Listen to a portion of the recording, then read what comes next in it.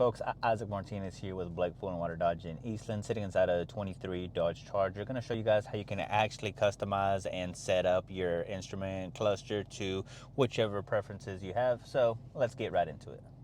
Alrighty folks, so to adjust the screen or the instrument cluster, it's actually super simple. You can actually just scroll through.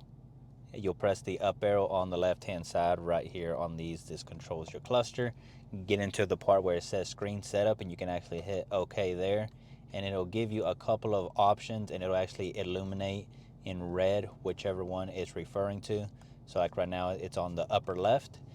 Right now it's set on compass, but you can actually set the outside temperature, the time, the fuel range, or your average miles per gallon, or your current miles per gallon. So you can actually just set it to the range. That way you know how far you have until you're gonna run out of gas. It'll say setting save. You can actually go through and customize almost everything on the instrument cluster, your current gear, your odometer, which is down below, the gear display, or if you would like to just reset everything, scroll down to where it says restore defaults, hit OK, and as you can see, it changed the upper left back to the compass as it originally was.